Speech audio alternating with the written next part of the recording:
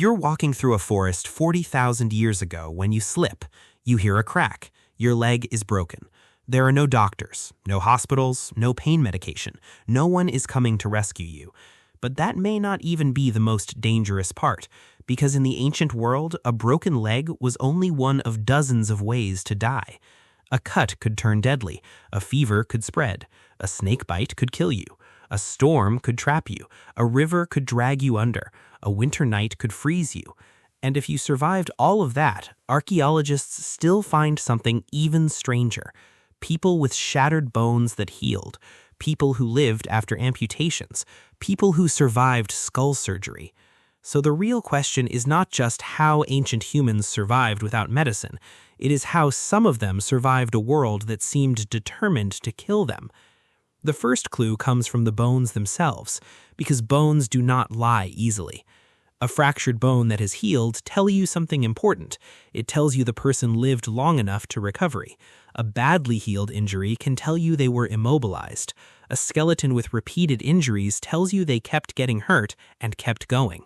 And a skull with evidence of surgery tells you someone tried to solve the problem with their own hands. That is what makes ancient remains so strange. They are not just bones, they are records of survival.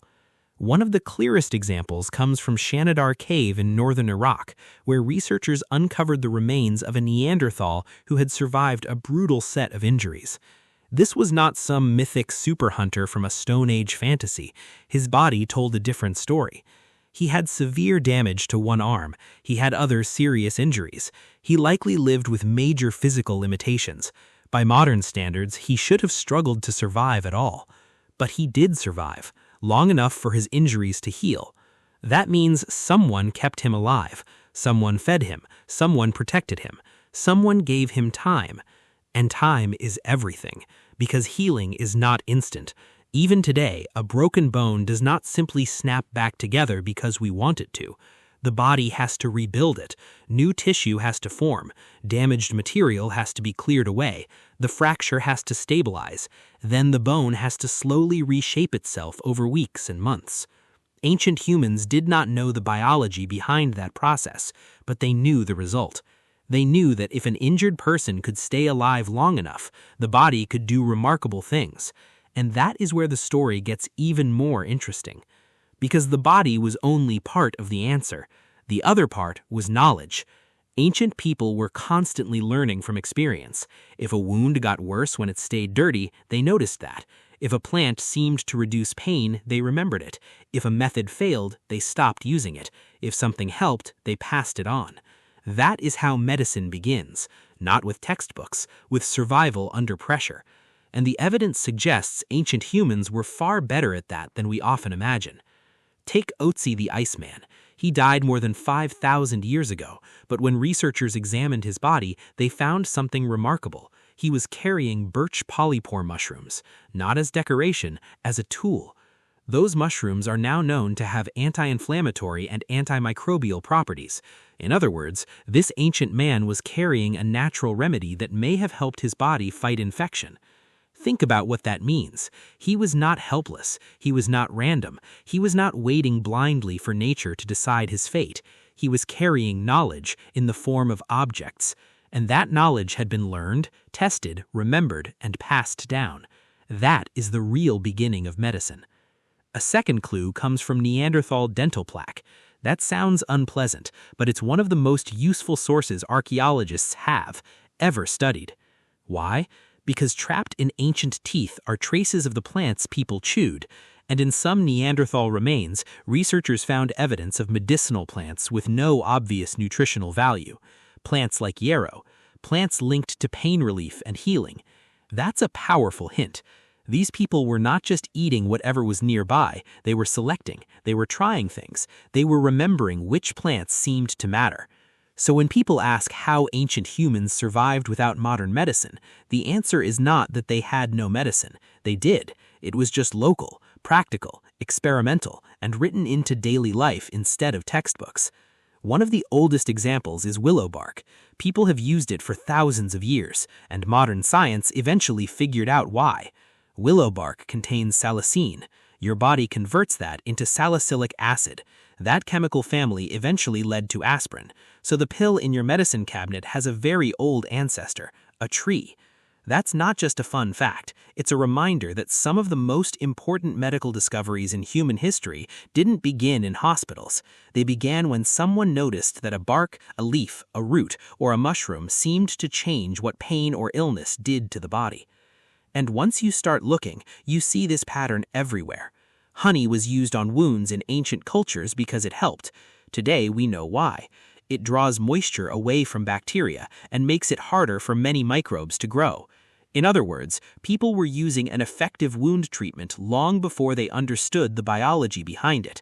They just knew that wounds treated a certain way sometimes survived, and wounds treated another way sometimes got worse.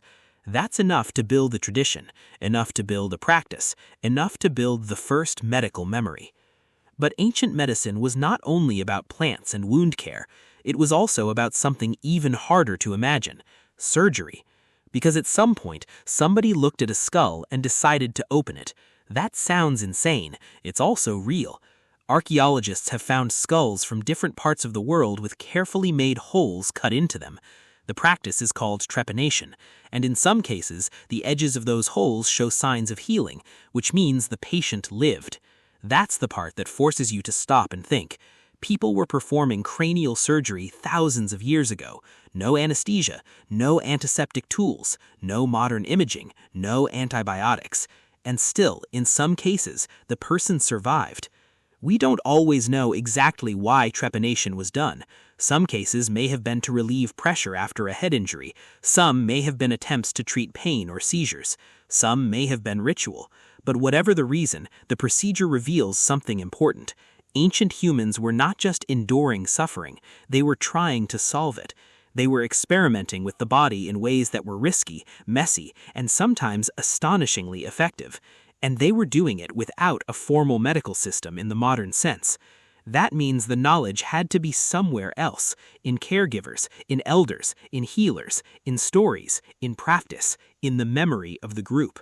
That memory mattered because survival was never purely individual. If someone got infected, the whole group was affected. If a mother died in childbirth, the whole group lost a life, and often a child. If an elder was lost, the group lost knowledge. And that made care one of the most practical instincts in human history. A famous example is the Shanidar skeletons again, because they show that injured people were not simply left behind, they were supported. That matters because support is a kind of technology. If a man can't hunt because his arm is damaged, someone else must bring him food. If a woman can't walk because of injury, someone else must slow the pace of the group. If an elder is weak, someone must carry water, carry wood, carry burdens. This is not sentimentality, it's logistics, and it's one of the reasons human beings became so successful as a species. We are not just clever, we cooperate. That cooperation becomes especially important when you look at childbirth, because for most of human history, childbirth was dangerous. There were no blood transfusions, no emergency surgery, no antibiotics after delivery, no intensive care units, no technology that could intervene fast enough when something went wrong. A difficult birth could kill the mother, it could kill the baby, it could kill both. So survival during childbirth often depended on the same thing survival after injury depended on: the presence of other people. Someone who knew what to do, someone who stayed calm, someone who had seen this before. Maybe they didn't understand anatomy, maybe they didn't understand microbiology, but they understood pattern, and that's enough to save lives. In fact, one of the most overlooked truths about ancient medicine is that it was built by people who had to be right often enough to remember what worked. That means ancient medicine was not a static tradition, it was a living one. A wound got treated one way, then another way, then another way. The method that helped got repeated, the method that failed got forgotten. Or at least, it should have. Sometimes the wrong idea survived too. That's part of the story as well. Ancient medicine was full of trial and error. Some treatments were useful, some were useless, some were probably harmful. But that doesn't make the whole system foolish, it makes it human. Because modern medicine also had to crawl through centuries of false ideas before it understood germs, antiseptics, or the immune system. The difference is not that modern people are smarter by nature. The difference is that modern people inherited thousands of years of testing, observation, and correction.